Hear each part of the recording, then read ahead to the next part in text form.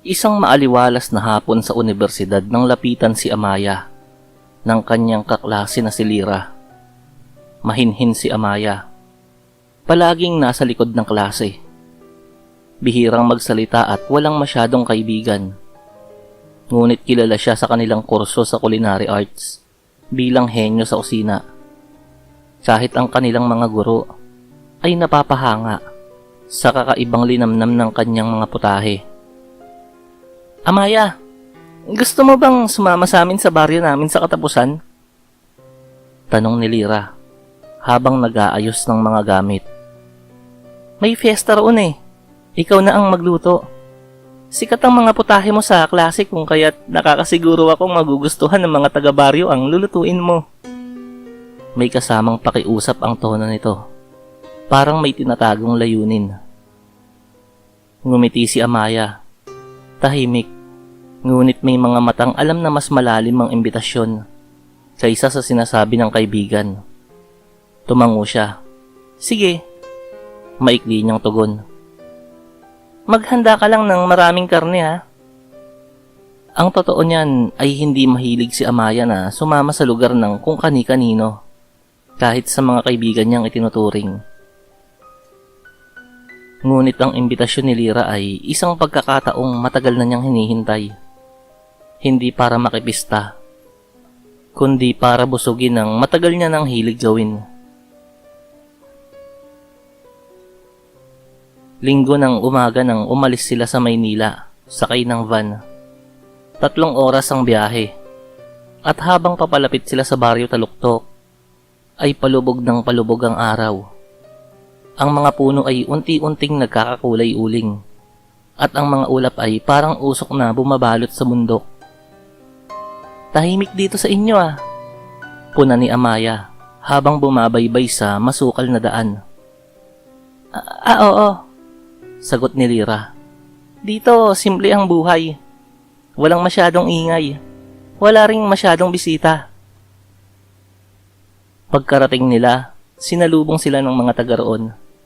Matatandang naangiti pero walang mga kilay. Mga batang may mahabang buhok at mga matang tila laging gising.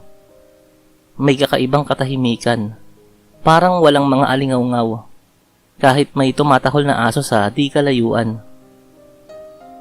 Ito po si Amaya, pakilala ni Lyra. Siya po ang magluluto sa fiesta mamaya. Tumangulang ang mga matatanda. Isa sa kanila ay lumapit. Isang matandang babae na may bungi-bunging ngipin na nakikita kapag ngumingiti yun. Salamat sa pagpunta, iha. Matagal na naming inaasam ang ganitong gabi. Hindi nagpahalata si Amaya. Ngunit sa loob niya, naramdaman niya ang presensya ng dugo. Hindi dugo ng tao, kundi ng mga nilalang na nananabik dito at hindi dapat naglalakad sa liwanag ng araw. Bandang hapon ay dinala si Amaya sa gitna ng liwasan ng baryo. Nandoon na ang isang malaking lamesa na puno ng mga hilaw na karne, palanggana ng dugo, luya at kung ano-anong halamang hindi niya kilala. Pero sa mga bagay na naroon sa lamesa, hinding-hindi makikita ang kalamansi, bawang at asin. Gusto nilang kumain ng espesyal, ani Lyra, habang inaayos ang mga kagamitan sa kusina.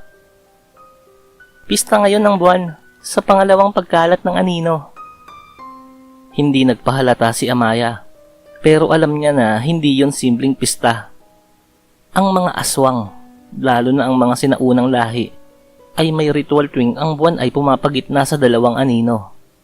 Isa sa gabi, at isa sa mundo ng mga nilalang nakagaya nila. Pinainit ni Amaya ang malaking kawali.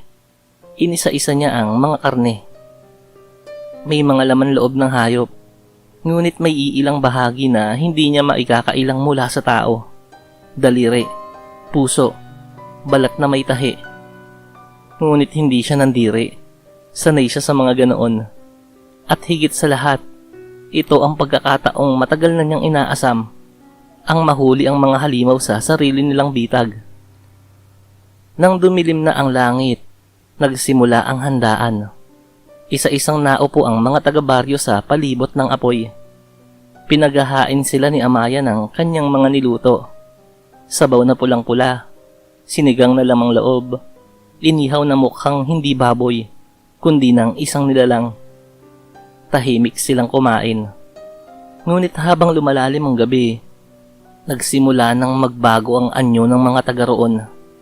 Ang mga ngiti ng mga ito ay ibinunyag ang mga matutulas nitong mga pangil. Ang mga kuko'y nagsihabaan. Ang mga matay nanlilisik sa nararamdamang gutom. Tumayo si Amaya sa gitna nilang lahat.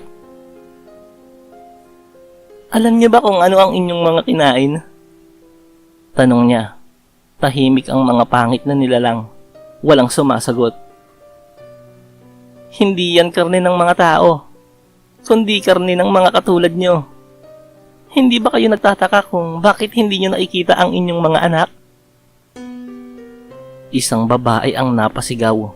Isang matanda ang tumayo para sumugod. Ngunit bago pa ito makalapit, bumuka ang lupa. Sumigaw si Amaya. Sumambulat ang itim na usok sa kanyang paligid. Tumindig ang kanyang buhok. Tila may sariling buhay. Pumula ang kanyang mga mata. At ang kanyang balat ay nagbago ng kulay. Maitim na parang sunog na kahoy. Makintab na parang bakal. Ako si Amaya, huling anak ng Mangkangil. Hindi ako kumakain ng tao. Kumakain ako ng mga aswang. Isa-isa niyang nilundag ang mga nilalang. Wala siyang gamit kundi ang sariling katawan. Matutulis ng kuko. Pangil na parang pinatulis na ng pananabik sa laman ng aswang. Isa-isang tumumba ang mga halimaw. Ang mga palahaw ay umalingaw-ngaw sa kabundukan. Nagmistulang pulang ulan ng liwasan. Ang mga lamesa ay natumba. Ang mga bato'y nabahira ng dugo. Hanggang sa wala nang natira kundi si Amaya. Hinihingal sa gitna ng mga nakahandusay na bangkay. Naiwan si Lira sa tabi. Nanginginig. Hindi siya maagalaw. Hindi siya makapaniwala. Lahat ng kasamahan niya sa baryo, pinatay ng isang akala nila'y tao na kanilang dapat bibiktimahin. Nabaligtad ang mga pangyayari. Wala nang natirang buhay kundi siya. Lumapit si Amaya. Marahan pero matalim ang tingin. Bakit mo ako dinala rito? Akala ko... Nanginginig si Lira. Akala ko mahina ka eh. Akala ko isang ang tao na aming pagkain. Pero nagkamali ako. Isa ka rin palang aswang na agaya namin. Magtulungan tayo, Amaya.